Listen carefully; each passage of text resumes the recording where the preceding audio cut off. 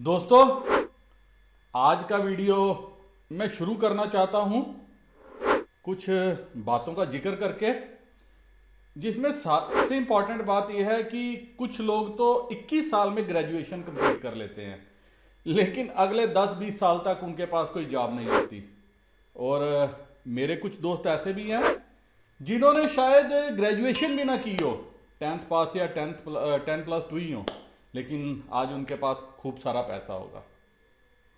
और कई खाली लक पे विश्वास करते हैं और उनका लक नहीं चलता, और कई लक को मानते नहीं हैं, उनका लक सबसे ज़्यादा चलता है। कईयों की शादी जो है वो तकरीबन 18-20 साल में हो जाती है और पता चलता है कि अगले 5 साल में उनका डाइवोर्स भी हो गया। और कईयों की शादी जो है 30-35 साल में होती है और उनकी ज़िंदगी सबसे ज़्यादा खुशहाल होती है। तो इम्पॉर्टेंट क्या है? इम्पॉर्टेंट है जब जब जो जो होता है तब तब सो हो के रहेगा, कहा यह जाता है। लेकिन यहां पे एक चीज आपको यह समझनी चाहिए, टाइम। जी हां, टाइम।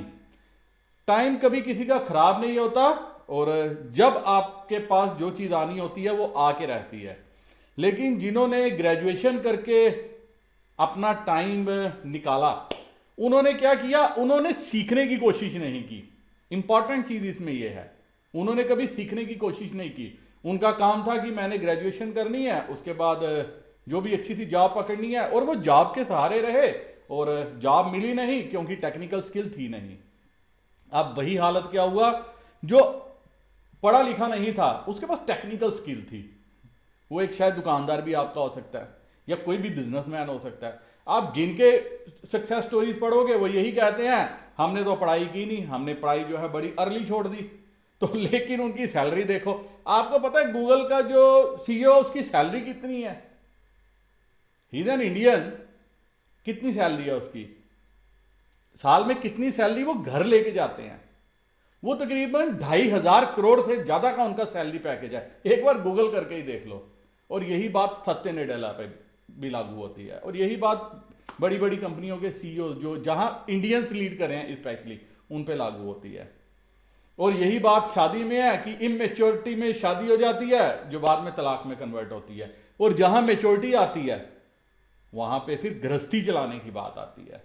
लेकिन इन सारी चीज के बीच में आप सोच रहे होगे आज मैं ये क्यों डिस्कस कर रहा हूं? इसलिए डिस्कस कर रहा हूं क्योंकि जो मैंने जून महीने में देखा, मैंने अपनी जिंदगी में आज तक नहीं देखा। जून महीने में मैंने वो कुछ होते हुए देखा है जिसमें मुझे समझ में आया कि इन एक्सपीरियंस ट्रेडर्स मार्केट में आ चुके हैं, भर भर के अपने घर से पैसा ला रहे हैं, अपने बैंकों को खाली कर रहे हैं, और वो सिर्फ स्टॉक मार्केट में पैसा दे के जा रहे हैं। ऐसी ही कई एग्जाम्पलें मैंने पीछे दिनों जो है वॉच की हैं। मैं जब भी समझाता था वो समझ नहीं पा रहे, लेकिन वो अपनी हार्ड अर्न मनी, रोज पैसा अकाउंट में डाल रहे हैं, रोज पैसा उड़ रहा है, रोज पैसा अकाउंट में डाल रहे हैं, रोज पैसा उड़ रहा है, जबकि मार्केट वही की वही है।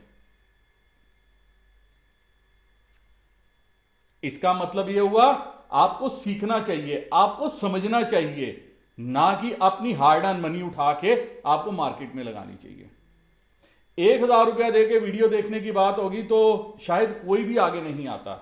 मेरे कुछ गिने चुने लोग हैं, दोस्त हैं, वो आगे आए हैं जिनको लग रहा है कि वर्थ है। लेकिन जितने लोग फॉलो करते हैं वो क्या कर रहे हैं? वो भाग रहे हैं। 1,000 रुपया महीने का तकरीबन 40 रुपए पर ट्रेड का होता है, 25 ट्रेडिंग सेशन अगर हम मान के चलें। लेकिन 40 रुपए देना, हम ये एक्सपेक्ट करते हैं कि हम अपने पैसे को वेस्ट कर रहे हैं। लेकिन वही हम हजारों रुपया जो है मार्केट को दे रहे हैं क्योंकि हम बिना लर्निंग के आगे बढ़ रहे हैं। इंडियंस की मेंटालिटी है, ये किसी के कहना, कोई इसको बोल दे फलानी फाइनेंस कंपनी वहां पैसे जमा करवा दो, अच्छा इंटरेस्ट मिल रहा, भाग भाग के जाएंगे, बाद में चाहे पैसा डूब जाए। इंडियंस की मेंटालिटी है, लक्ष्मी विलास बैंक डूब रहा था, इन्होंने भर भर के अपने अकाउंट से पैसा निकाल के जो उसमें डाला, डीएचएफएल के केस में भी डाला, क्योंकि नॉलेज नहीं है। इनको लगता है कि कभी भी किसी भी टाइम इनकी किस्मत का सितारा जो है चमक सकता है। अगर किस्मत के सितारे चमकते होते तो आज आप पैसा लगा के 10-10 हजार, 20-20 हजार रुपया लगा के आप ये नहीं एक्सपेक्ट करते कि आप यहां से जो है करोड़ों कमा के लेके जाएंगे। ऐसा मैंने कभी होते हुए नहीं देखा इस मार्केट में। जी हां, यकीन मानिए। मार्केट में वही कमाता है, वही आप लोगों को जिनको फॉलो करते हो वही लोग कमा रहे हैं जिनको मार्केट की समझ है। नहीं तो जो भी सक्सेसफुल जो रन कर रहे हैं मार्केट को, जो मार्केट की समझ रखते हैं, वो एक ही बात बोलेंगे, 99% आर लूजर्स यार, 199% आर लूजर्स। इवन मैं तो ये बोलूंगा 99.9% are losers in the stock market, at least in call put option games. Only just 0.1% are lucky है जो पैसा यहां से कमा पाते हैं, जिनको समझ है मार्केट की, जिनको मार्केट की पकड़ है। मैं भी अभी मार्केट को इतना नहीं समझता, क्योंकि कभी कुछ भी धोखा दे जाती है। तो आपको क्या समझना चाहिए, आपको पहले अपनी, क्योंकि आपकी हार्ड अर्न मनी है। मैंने पिछले कुछ दिनों में कुछ दोस्तों से बात की, एक ने टेलीग्राम चैनल पे अपडेट भी किया था। मैं हैरान रह गया देख के, उन्होंने मुझे ये बात बोली कि सर मुझे तो ये भी नहीं पता था कि थर्सडे को एक्सपायरी होती है। मैं जब सस्ता देखता था तो मैं 500 लॉट ले लेता था और देखता था कि 3:30 बजे वो सब जीरो हो गए हैं। और इस चक्कर में उन्होंने अपना 30-35 लाख रुपया गवा दिया। क्या आप उनमें से हैं? अगर वैसे ही हैं तो मेरी आपको एक सिंसियर एडवाइस है, अपने पैसे को बैंक में रख दो। 100% ग्रो करने से अच्छा है जो 4-5% मिलता है, वैसे ही अपने पैसे को सेव करके रखो, क्योंकि पैसा बहुत मुश्किल से आता है। आने वाले टाइम में और अगले साल, 2 साल, 5 साल में आपको और मुसीबतों का सामना करना पड़ सकता है। ग्रोथ श्रिंक होगी, जॉब्स रहेंगी नहीं। नास्कॉम की मैं एक लेटेस्ट रिपोर्ट पढ़ रहा था, अगले 1-1.5 साल में तकरीबन आईटी सेक्टर से 40-50 लाख लोगों की नौकरियां जो है वो जाएंगी।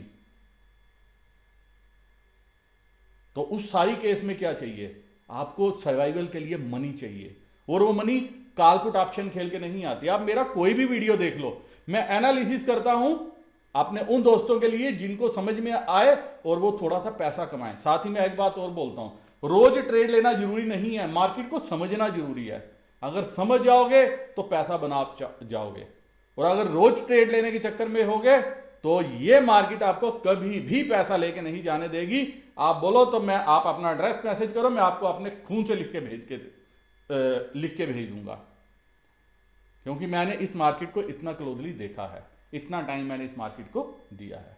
अब चलते हैं सीधा डाटा के ऊपर और देखने की कोशिश करते हैं कि मार्केट कैसे मंडे को कामकाज कर सकती है। लेकिन उससे पहले डिस्क्लेमर, वीडियो खाली एजुकेशनल लर्निंग पर्पस के लिए, मेरी तरफ से कोई बाय सेल का रिकमेंडेशन नहीं है। तो आपको कुछ भी खरीदना बेचना हो, एक बात का आपको हमेशा ध्यान रखना है, अपने फाइनेंशियल एडवाइजर की मदद लेनी चाहिए, क्योंकि वही आपको सही गाइड कर सकता है। मैं आपका फाइनेंशियल एडवाइजर नहीं हूं, ना ही मैं सेबी रजिस्टर्ड एनालिस्ट हूं।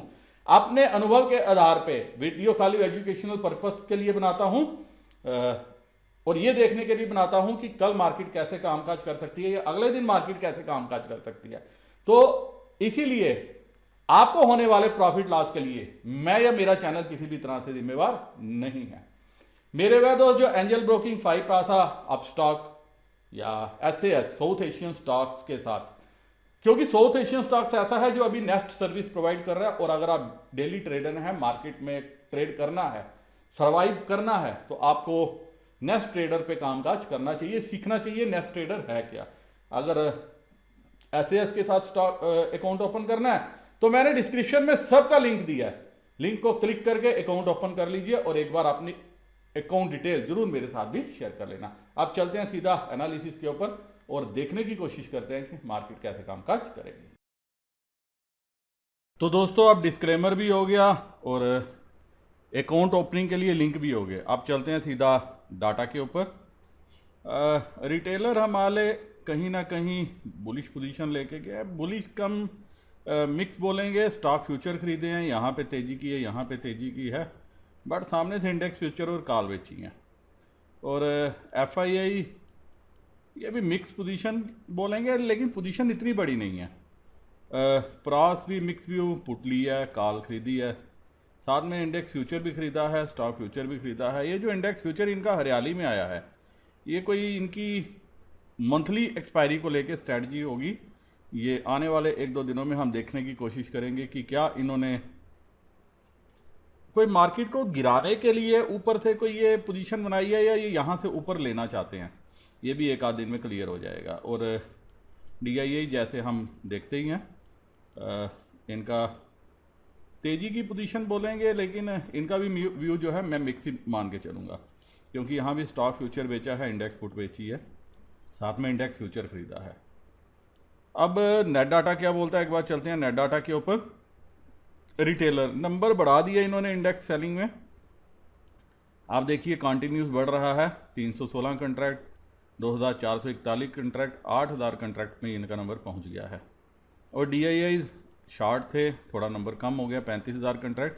FII ने थोड़ा सा नंबर कम किया है, 43,000 से 41 पे पहुंच गए हैं, तकरीबन 2-1000 कंट्रैक्ट इन्होंने कम किए हैं। और प्रास ने नंबर ज़रूर बढ़ा लिया है, अब इनके पास 2672 2672 कंट्रैक्ट हैं। और काल में रिटेलर ने थोड़ी और नंबर बढ़ाया है, 52,000 कंट्रैक्ट। प्रास के भी 52,000 कंट्रैक्ट आ गए हैं, इन्होंने नंबर कल से कम किया है और काल ख़रीद के गए हैं। यहाँ पे आप देखोगे तकरीबन 13,845 कंट्रैक्ट लॉन्ग है इनके। तो आगे हम ऑप्शन चेन में देखेंगे कि कहाँ कहाँ पे लॉन्ग है, और क्लियर कट लॉन्ग जो है प्रयास की तरफ से क्रिएट हुए हैं। और FII ने थोड़ा सा नंबर कम किया है, 1,04,472 कंट्रैक्ट है, और DI 267 कंट्रैक्ट है। ऐसा लग रहा है दोस्तों FII कर क्या रहा है, मंथली एक्सपायरी को ध्यान में रख के, या जो हम पूरा महीना देख रहे हैं सिर्फ स्टॉप लॉस हंटिंग हो रहे हैं मैक्सिमम लोगों के, चाहे वो रिटेलर्स हों चाहे वह है ऑफकोर्स रिटेलर ही हैं, क्योंकि ये पोजीशन यही लोग बनाते हैं।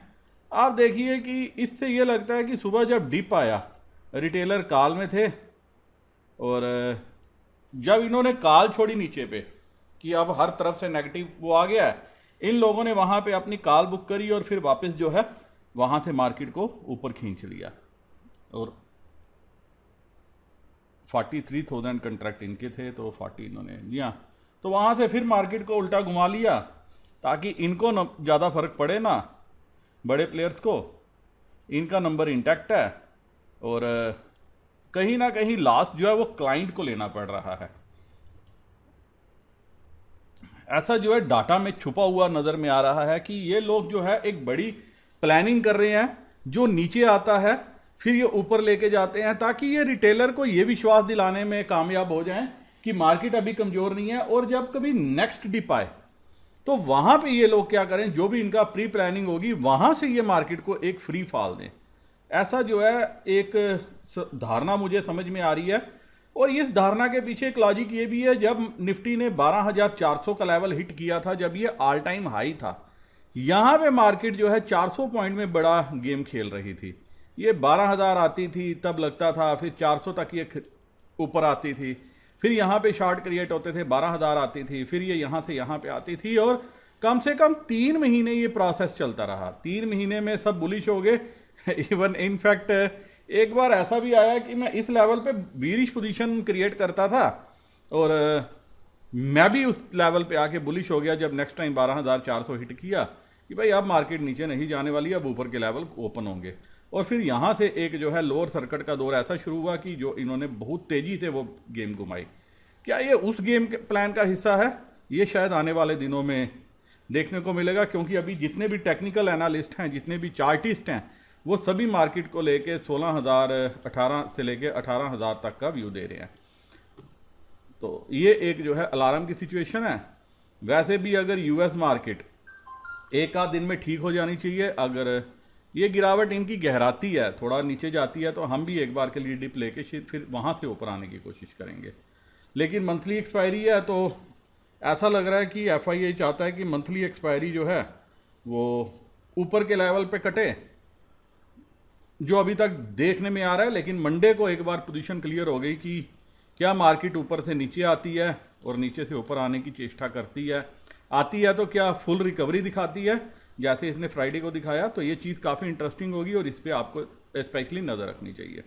और पुट साइड में देखिए रिटेलर ने नंबर बढ़ा दिया है, 237 थे इनके पास, 254 323 है। जो इन द मनी पुट हमें नज़र नहीं आई थी फ्राइडे को, मैंने बोला भी था कि मुझे इन द मनी पुट नज़र नहीं आई, वो इवन इनफैक्ट जो है अब नज़र आई है कि इन्होंने in the money put out of money put और इन द मनी पुट दोनों राइट की हैं। अब डाटा में ये भी चीज़ जो है नज़र आ रही है कि इन्होंने दूर की भी शॉर्ट की हैं और जो पास वाली हैं वो भी शॉर्ट की हैं। तो इन द वहाँ पे इनको लास्ट देने के लिए क्या एक फ्राइडे की तरह गेम खेली जाएगी, वो भी आपको देखना पड़ेगा। और DII 56,850 कंट्रैक्ट हैं। FII थोड़ा सा नंबर बढ़ाया है, 1,75,000 के लगभग इनका नंबर पहुंच गया है, और FII भी 21,824 कंट्रैक्ट लेके गए हैं। तो यहाँ से क्लियर कट पता चलता है इन्होंने यहाँ पे राइटिंग नहीं की, यहाँ पे भी पुट में नंबर अपना थोड़ा बढ़ाया है। और स्टॉक फ्यूचर में 8,94,152 नंबर इनका फिर 9 लाख की तरफ जाता हुआ पहुँच गया है। ये तकरीबन 50,000 कंट्रैक्ट इन्होंने जो 3-4 दिन में कम किए थे, वो फिर से जो है 2 दिन में नंबर अपना अच्छा खासा बढ़ा लिया है। और FII जो लॉन्ग थे उन्होंने यहाँ पे फिर से नंबर कम करिए। अब इनके पास 10,184 और प्रास के पास 1,46,890 1,46,890 कंट्रैक्ट हैं जो ये होल्ड किए हुए हैं लॉन्ग साइड पे। तो अब चलते हैं नेट डाटा के ऊपर, देखने की कोशिश करते हैं कि मार्केट की दशा मंडे को क्या रह सकती है। लेकिन एक बात क्लियर है, buy on dips sell on rise, ये स्ट्रेटजी शायद मंडे वाले दिन भी काम करे, लेकिन डाटा पे कंफर्मेशन रखनी पड़ेगी। डाटा अगर पॉइंट आउट करेगा तो इस स्ट्रेटजी पे हम कामकाज करेंगे, और लेवल्स पे भी नज़र रखनी पड़ेगी कि लेवल्स किस तरह से मंडे को होल्ड करते हैं। अब दोस्तों आप देख सकते हो कि US मार्केट काफ़ी नीचे क्लोज हुई हैं कल, और रसल 2000 भी 2.5% की गिरावट थी, और यही हाल बाकी यूरोपियन मार्केट्स का भी था। लेकिन एक बार ब्राज़ील की मार्केट पे भी नज़र रखनी चाहिए। मैं देख रहा था ब्राज़ील इतनी डाउन नहीं थी, और आप देख सकते हैं कि ब्राज़ील बोवेस्पा मात्र 0.5% नीचे थी, लेकिन बाकी मार्केट्स भी अच्छी खासी नीचे ही क्लोज हुई जो शाम के टाइम में कामकाज कर रही थी। उसी के चलते हमारी SGX निफ्टी फ़िलहाल 101 पॉइंट नीचे जो है पॉइंट आउट कर रही है परसों की ओपनिंग। लेकिन क्या ये होगी इतनी नीचे ओपन, ये तो मंडे को मार्केट ओपन पे ही पता चलेगा। लेकिन अगर इतनी नीचे ओपन होती है तो हमें क्या करना है, हम वो ऑप्शन चेन में देखने की कोशिश करते हैं। इसी के साथ कैश मार्केट में एक बार देख लेते हैं क्या कामकाज हुआ। दोस्तों FII यहाँ पे अच्छी खासी बाइंग करते हुए नजर आए 2680 करोड़ की, और DII ने भी हल्की सी बाइंग की है 446 करोड़ की। लेकिन दोस्तों ये जो बाइंग है ये बेसिकली एक डील थी कल SBI card and payment system की तकरीबन 5100 करोड़ की, और अगर देखा जाए तो नेट बेसिस पे FII जो है वो सेल करके गए हैं तकरीबन 2400-2500 करोड़ का। तो आपको इस एंगल से इसको सोचना चाहिए। वहीं अब चलते हैं निफ्टी के ऑप्शन चेन में। और एक चीज़ और इम्पॉर्टेंट थी कि आखिर में राइज बड़ा शार्प आया था, लेकिन उस शार्प के बाद तकरीबन 27, 10, 37, 44 पॉइंट निफ्टी नीचे बंद हुई है, और बैंक निफ्टी भी तकरीबन 150 पॉइंट नीचे बंद हुई है। इसका मतलब जिन्होंने हाई पे कॉल खरीदी होंगी उनके रेट्स तो वैसे ही प्रीमियम जो है वो कम हो गया होगा। अब 15,700, तो मैं सीधा 15,700 के लेवल पे चलता हूँ। यहाँ पे देखते हैं क्या हुआ। अब आप देखिए 15,700 पे ये सारी कॉल जो है ये अच्छी खासी बाय हुई है। इवन 15,500 पे भी राइटिंग हुई है और यहाँ पे भी बाइंग हुई है।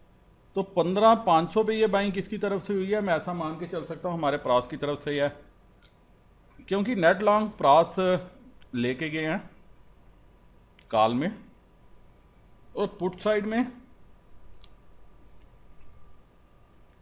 रिटेलर की सेलिंग है, और प्रास यहाँ पे भी पुट कैरी करके गए हैं। इवन पुट कैरी हमारी थोड़ी सी FII ने भी किया है। तो 15,500 ये रेजिस्टेंस, ये सपोर्ट रह सकती है, और रेजिस्टेंस कहीं ना कहीं 15,800, 750, 800 के लेवल पे रह सकती है। अब क्या होगा अगर गैप डाउन होती है, और गैप डाउन कितनी बड़ी होती है इस पे आपको देखना चाहिए। उसके बाद फर्दर डाटा पे नज़र रखनी है, डाटा कैसे डेवलप होता है, अकॉर्डिंगली आप जो है पोजीशन बनाना। लेकिन अगर हम गैप अप होते हैं या फ्लैट ओपन होते हैं तो एक बार के लिए आपको डाटा पे नज़र रख के पुट पे आप बाय कर सकते हो, क्योंकि वर्ल्ड मार्केट में जो गिरावट है वो इतनी जल्दी जो है आपको तेज़ी में तब्दील नहीं होने देगा। एक बात तो ये तय है। क्योंकि अगर वहाँ गिरावट आई है तो वहाँ पे भी यही सेलर हैं जो यहाँ पे हैं, बायर हैं FIA। तो अगर वो वहाँ पे सेलिंग कर रहे हैं तो बाकी मार्केट्स में सेलिंग कर रहे हैं तो उनकी यहाँ पे बाइंग कंटिन्यू रहेगी। इस चीज़ को आपको थोड़ा सा जो है दूसरे एंगल से सोचना चाहिए। तो सेल ऑन राइज अगर फ्लैट ओपनिंग होती है या ऊपर खुलती है तो सेल ऑन राइज, और अगर किसी कारणवश 15,550 600 के लगभग होती है तो यहाँ पे आपको डाटा पे नज़र रखनी चाहिए। फिर आपको जो है एक बार के लिए खरीदना चाहिए, बाय ऑन डिप्स की स्ट्रेटजी पे काम करना चाहिए। लेकिन एक चीज़ जो मैंने बड़ा इंटरेस्टिंग चीज़ नोट की है, परसों मार्केट ओवर सोल्ड के चक्कर में नीचे से ऊपर तो आ गई, क्योंकि ट्रेंड क्या था, 2 पॉइंट बड़े प्लेयर मार्केट खींचते हैं तो 5 पॉइंट हमारे रिटेलर खींचते हैं, 2 पॉइंट बड़े प्लेयर खींचते हैं तो 5 पॉइंट रिटेलर खींचते हैं। आपने देखा कि इनके कॉल पुट का फिगर 2.5-3 लाख था, कल अभी फर्स्ट डे था नेक्स्ट एक्सपायरी का। तो जब गिरती है तो 2 पॉइंट हमारे बड़े प्लेयर गिराते हैं और 5 पॉइंट उसमें जो है हमारे रिटेलर गिराते हैं। यही काम रिवर्सल की तरफ होता है। तो ऐसे ही ये गिरने के टाइम पे नीचे आती है और ऐसे ही ये चढ़ने के टाइम पे ऊपर आती है। तो जब ये ऊपर आना शुरू हो गई तो हर जगह से पॉजिटिव कमेंट्री आना शुरू हो गई कि परसों गैप अप होगा, मार्केट की 16,000 की तरफ जा रही है, ये है वो है। ऑल्दो मैं भी पॉजिटिव बायस के साथ चल रहा हूँ कि मार्केट 16,000 जा सकती है इस एक्सपायरी में। लेकिन पिछले कुछ दिनों में 3-4 दिन में ट्रेंड जो है वर्ल्ड मार्केट का थोड़ा सा चेंज हो रहा है। अगर US मार्केट कल मंडे को इनफैक्ट पॉजिटिव टेरिटरी में काम करते US फ्यूचर आपको नजर आए तो आपको उसका फ़ायदा मिल सकता है, या एशियन मार्केट बड़ी गैप से नीचे ना खुलें उसका फ़ायदा मिल सकता है। लेकिन अगर हमारी मार्केट खुलने से पहले एशियन भी नेगेटिव में कामकाज करे और US मार्केट फ्लैट भी रहे तो हमारी मार्केट को थोड़ा सा जो है उससे प्रेशर आएगा। उसका रीज़न है, जब हम क्लोज हुए थे तो US फ्यूचर पॉजिटिव में थे तकरीबन 40 से 50 पॉइंट, और यही हाल नास्डाक का भी था। लेकिन जब हम ओपन होंगे US 600 पॉइंट नीचे है, रसल जो है तकरीबन 50 पॉइंट नीचे है, और यही बाकी मार्केट्स का हाल है। तो इसीलिए अगर गैप डाउन होती है तो वहाँ पे एक बार के लिए मार्केट थोड़ी सी और 10-20 पॉइंट 30 पॉइंट का पुश ले सकती है और फिर वहाँ से रिवर्सल देख सकती है। उसका रीज़न यही है कि बड़े प्लेयर्स के पास अभी भी लॉन्ग हैं, जो उनके पास फ्राइडे को चांस था निकालने का वो निकाले नहीं, ना ही नंबर उनका काफ़ी बड़ा है पुट में, या तो उन्होंने काफ़ी एग्रेसिव एडिशन कर ली होती तो ये भी समझ में आता था। लेकिन अभी भी पुट अच्छी खासी हैं, इवन 15,200 की भी पुट कैरी हुई है 7 रुपये पे। ये भी रिटेलर की राइटिंग है 15,200 पे भी, 15,500 पे इवन इनफैक्ट इतना ज़्यादा नहीं है, सिर्फ 9,000। और अगर 15,500 टूटता है जैसे ये परसों यहाँ से कम बैक किया इसके नीचे से, अगर ये टूटता है तो फिर एक बार के लिए प्रेशर आ सकता है। लेकिन ऐसा लग रहा है कि इसके पहले ही एक बार के लिए मार्केट जो है यहाँ से ऊपर आ जानी चाहिए। तो जो रेंज रहेगी 15,500 से 15,800 850, ये रेंज आप परसों के लिए मान के चल सकते हैं। अब चलते हैं हम बैंक निफ्टी की तरफ। बैंक निफ्टी की क्लोजिंग हुई है तकरीबन 34,500, यही मैं आपको बोल रहा था।